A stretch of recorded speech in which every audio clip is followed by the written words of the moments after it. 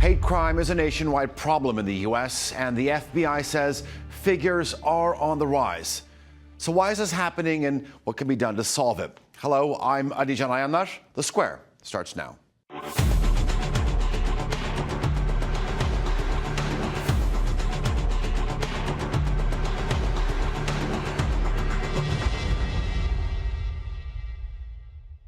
Latest statistics released by the FBI reveal a shocking 17% increase in reported hate crimes in the United States. Last year, there were over 7,000 incidents. This is a violence and bias-driven crime against marginalized communities. But hate crime reporting is not mandatory here, so these figures could actually be much higher. So why the rise? Some experts say the surge is linked to a wider public emergence of white supremacy as well as other hate groups. Over the course of this show, we'll be breaking down the issue and talking about what is driving this prejudice in a country built on immigration and diversity. But first, let's take a look at the overall picture from TRT World's Nicole Johnston. Charlottesville came as a shock. In August last year, a woman was killed when she was hit by a car. It was driven by a white supremacist as he plowed through a crowd of demonstrators. I think there's blame on both sides, and I have no doubt about it, and you don't have any doubt about it either. Then there was Pittsburgh. On the 27th of October, a gunman walked into the Tree of Life synagogue and opened fire. 11 people were killed. Kathy Carroll lives across the road from where the attack happened. So I walked out into the hallway and I heard gunshots. And I'm thinking, gunshots? My gosh, what is that? I don't own a gun, I don't know. But I realized it was not surreal, it was real. Today we're all Jewish, and we all came out to support our brothers and our sisters in this horrible tragedy. US President Donald Trump has been accused of creating a climate of hatred and fear towards minorities. But Trump says the tone of the political debate in America isn't his fault, the media is to blame. But at the same time, he's criticised or ridiculed a long list of people, including women, the disabled, Muslims and Mexicans. Simran Singh is part of the Sikh community in New York. He says verbal abuse is now even more common, and according to the FBI, the number of hate crimes against Sikhs has increased by more than 240%. Everything from murders and killings of Sikh Americans, physical assaults and attacks, vandalism. Here in New York recently we had a Sikh man who was run over by a car and dragged. He ended up in the emergency room. The FBI found that last year the number of reported hate crimes increased by 17%. 3 out of 5 reported hate crimes were said to be motivated by race and ethnicity. And 1 in 5 people were targeted because of their religion. This Egyptian-American family knows how that feels. Last month, Asma Abdallah was on the street campaigning for a position on the local school board in New Jersey. Asma says her and her mother were verbally abused by another woman. She basically just started attacking my mom. I don't know why or what was the reason, but she was threatening her, telling her to go back to her country.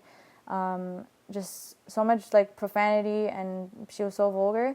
And I just wanted to diffuse the situation, but she just wanted to provoke me to actually put my hands on her, and then she ended up spitting on my face. She told me, okay, go back to your country, this is not your country, I'm gonna call my sister, she's gonna F you up. These days, many people are looking for someone to blame for America's problems. Immigration, jobs and the economy. The problem is, it's usually someone different. Nicole Johnston, The Square, New Jersey. All right, let's pick this up with this week's guest. With me is activist Brandon Strutka, who is the founder of the anti-democratic group, the Walkaway Movement, as well as Gloria Brown Marshall, who is a professor of constitutional law, as well as the author on several books tackling race as well as civil liberties issues. Welcome to both of you. First of all, what is a hate crime? By law, a hate crime could be a number of crimes, but it's usually in this country, based on the jurisdiction, a crime based on ethnicity, race, immigration status, sexual orientation that is committed in combination with another crime. Assault takes place, that assault is perpetrated because that person is gay. then that takes that assault crime to a hate crime. Brandon, do we disagree on the definition here? Well, no, I don't disagree with the definition. I disagree with the frequency. And I do think that these days, in 2018, where we are today, the definition of a hate crime seems to be a political tool or wedge used against the right. Is it really? Oh, that's ridiculous. I mean, and the reason why it's patently ridiculous is because there have been hate crimes perpetrated in this country since this country's been around. There were hate crimes against the Native Americans, hate crimes against, women who believed a certain way, or even African Americans, of course. What we've done is actually have a statutory basis. There is an assault lynching. Lynching is based on African Americans' race or the fact that they were in a particular place being African American. So there have always been hate crimes. The only difference now that people are trying to make is that, it's a hate crime, and they're trying to make conservatives out to be some type of victims, and they're not the point of the hate crime. We need to keep it villains. They're trying to make conservatives into villains. And I like to say this. Where are these hate crimes happening? Like, where are they actually happening? Where are the lynchings? Where does the conservative come into it? Get off the cross. Jesus is up there. There's no room for anybody else. The fact that conservatives keep trying to make themselves into victims takes away the point. There's been a crime perpetrated against a human being. Let's focus on that person and that perpetrator and keep the conservatives out of it, because they're not the ones in this whole paradigm. Gloria, Brandon, let me just stop you there and move on just a little bit. We'll come back to you. So let's take a look at why people are committing these crimes. We took a trip out to Louisville in Kentucky to meet one of the most prominent militia leaders in the United States. David Wright is the head of an anti-Islam militia called BEAR and has organized armed protests outside of mosques. He says he's not racist, but just against radical Islam. Many people disagree with him. So what drives David Wright and others like him? Here's TRT World's Abu Bakr al-Shamahi reporting. David Wright's day job is running a building company. You willing to gamble there? But in his spare time, it's all about guns, liberty, and the dangers of Islam. David is a self-declared extremist. In Louisville, he runs an anti-Islam militia group called BEAR, the Bureau of American Islamic Relations. Like, we would go and stage a protest at a radical mosque, and we would spend months investigating that mosque to make sure that it was a radical mosque. Normally the FBI and the police would investigate these things, but they weren't doing their job. David and his Kentucky militia have turned up to 3 mosques, by his own count, carrying shotguns as worshippers went inside. He argues he has the right to declare a mosque radical based on his own investigations, whether law enforcement agrees or not. In America, my First Amendment right gives me a right to protest anywhere I want.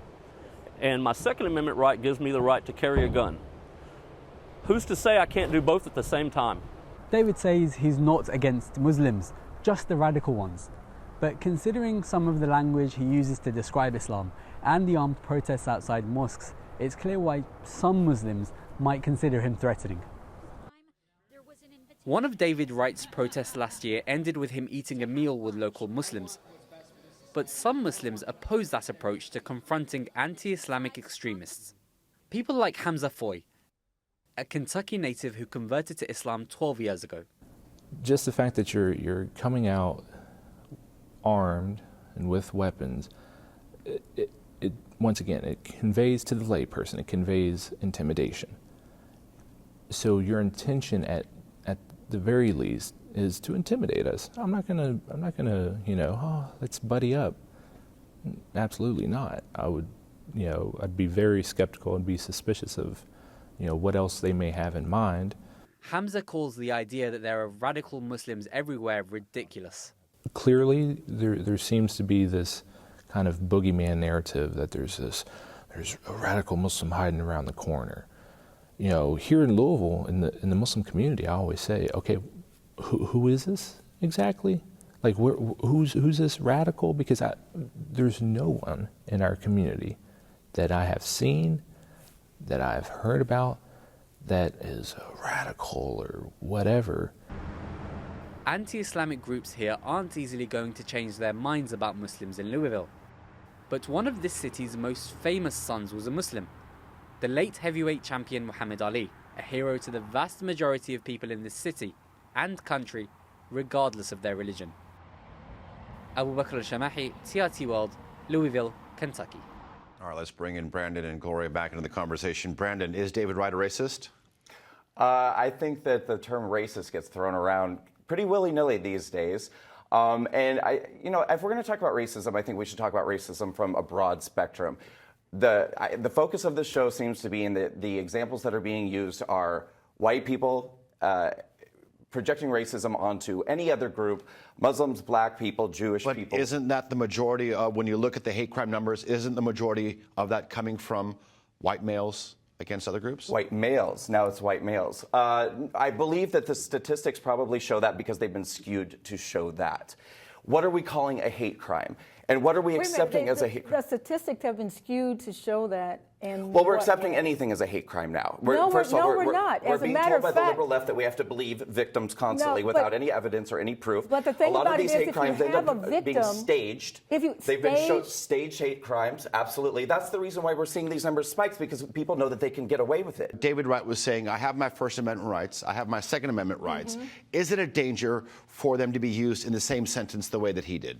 No, and that's why I said if we get to the viewpoint of this, if this is a carry state, and he's able to carry a weapon because the law allows him to do that, he's able to protest because the First Amendment allows him to do that, then just like the Black Panthers did with weapons, they have a right to march in protest to actually, except if they feel that this is actually intimidating people. It's a different stance. But what rights do the victims have in all this then? They have the right to say, we believe that you are intimidating us. But the other part, this is what really gets me. They also have the right to bear arms.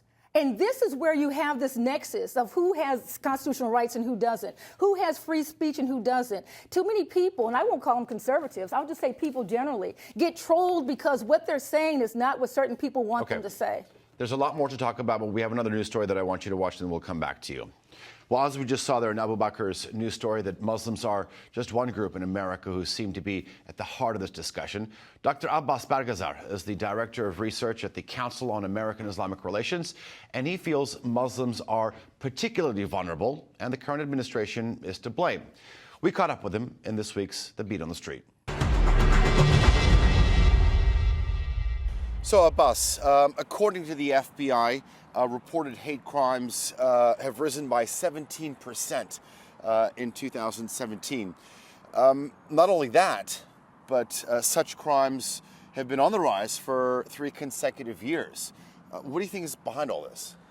Well, there's 2 things that have to be taken into account. I think everybody knows that the political climate and the social climate is extremely, extremely deteriorating in the United States, and things are getting really bad, and our politicians are not helping the situation whatsoever. The Trump administration has basically let loose the hounds of hate in America, and so we can guarantee that kind of authorizes from the top level dog whistles down to sort of the masses that says it's okay to hate, it's okay to do this, and it gives license in our public spaces in ways that it never happened before. So you think there's a direct correlation between the trend in these numbers and the current political environment? Yeah, absolutely. Yeah, absolutely. I think there is a direct correlation. I don't think that can be denied because even the most right-wing, sort of marginal, fringe people that we would never expect to see in positions of power in this country are now given center stage, absolute platforms. We've gotten to a point where Trump's own political ads were so racist that Fox News wouldn't even air them, right? And so we've gotten to a place in America that we've never seen this kind of thing before. You've participated in many congressional hearings. What has been your advice in terms of for policymakers on how to mitigate some of the challenges here? Well, again, understanding the problem and the nature of the problem is the first thing. So getting law enforcement on the same page to treat hate crimes like any other crime and to expand what hate crimes look like and to understand that hate crimes can be harassment. Whether it's xenophobia, Islamophobia, or anti-Semitic crime. Do you think all this has sort of become mainstream in the American political discourse? Yeah, absolutely. It's getting worse and worse every year. I mean, I can't say that, for example, all of these are being treated the same. Islamophobic and anti-Muslim bigotry, that kind of discourse is given far more license in the mainstream. It is far easier to to call for the bombing of Mecca, for example. It is far easier to get away with hating Muslims and making disparaging remarks about Muslims than it is to say anything else about any other group. We have great sensibilities in the American public space about what is okay speech and what is not okay speech, and it seems like the American public and our politicians are quite late to arrive at the place where treating Muslims as second-class citizens or treating them as targets of hate is okay, and that's free license, and we give that a pass. Things are slowly turning. I have to say that the tide is slowly turning, and we have great signals of hope and silver lining around the corner. There are some great things taking place, but it's not enough, and people have to be a little bit more aggressive about it. Abbas, thank you very much for speaking to us. Thank you. Thank you very much.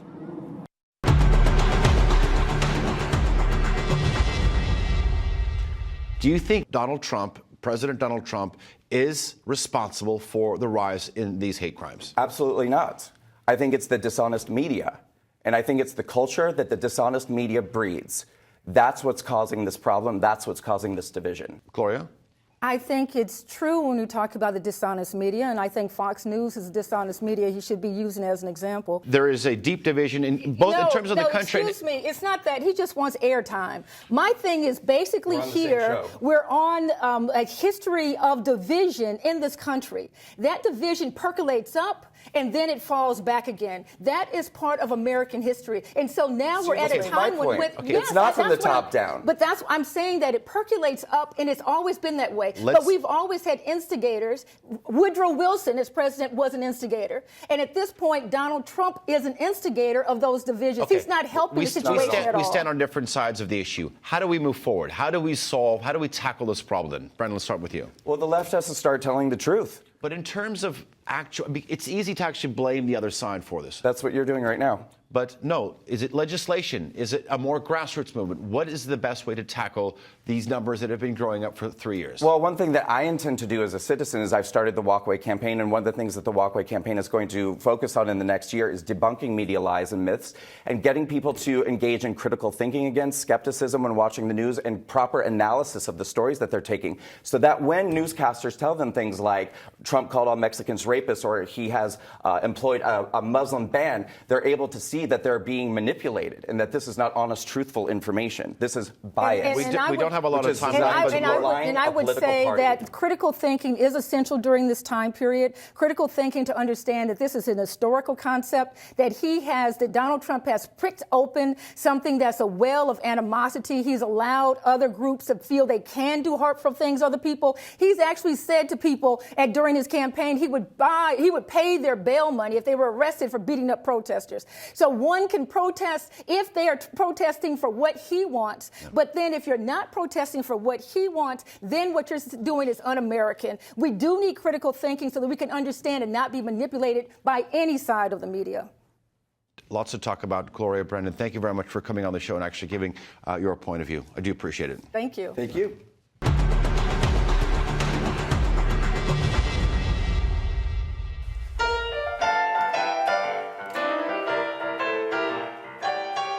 Well, the music you just heard there is from award-winning blues musician Daryl Davis. Music is the love of his life, but he also has another interesting hobby, befriending members of the Ku Klux Klan. I asked him why an African-American would want to talk to the KKK. Here's what he had to say. Well, it's a process. It's not like a light switch or an overnight thing. First of all, you sit down, you have a conversation. And if you spend 5 minutes with your worst enemy, you will find you have something in common. If you spend 10 minutes, you'll find even more.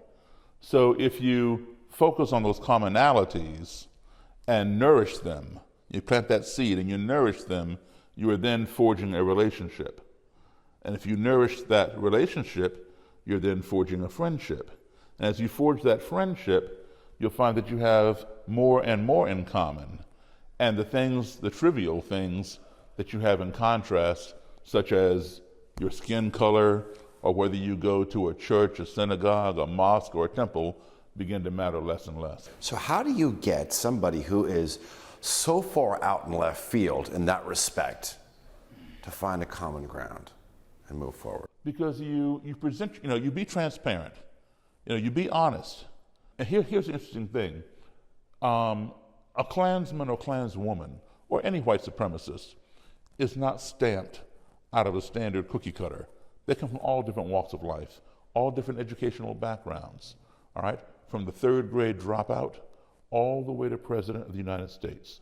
President Warren G. Harding was sworn into the Ku Klux Klan in the green room of the White House. President Harry Truman had joined the Klan for a very short time before he became president. He didn't like it, he got out. Supreme Court Justice Hugo Black had to leave the KKK in order to be on the Supreme Court. So, I mean, these are intelligent individuals. And then, of course, you have the third grade dropouts, all right? And you'll find things, that you will agree upon, and, of course, things, that you disagree upon. But focus on those commonalities and grow those things, and then they begin to humanize you. What role do you think that music plays in all of this conversion? Well, music, has played a significant role. Initially, the first Klansman that I had a decent conversation with had approached me on a gig, right as I came off the stage, taking a break. And he was fascinated by me, and he said, this was the first time he'd ever heard a black man play piano like Jerry Lee Lewis. And I didn't realize he was in the Klan, anything like that. That came later. But I was surprised that this gentleman did not know the black origin of Jerry Lee Lewis's style. And I instructed him. I said, he got this style from black blues and boogie-woogie piano players. That's where that rock and roll, rockabilly piano came from. Well, he was incredulous. So, while a lot of headlines will say, black musician converts 200 Klansmen. No, I did not convert 200 Klansmen. I did not even convert one Klansman. Yes, I am the impetus for over 200 leaving, all right? But they converted themselves. I just gave them the reason, that's all.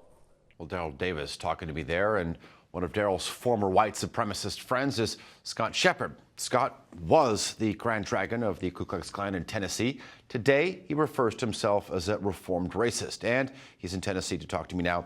Scott, thank you very much for joining us here.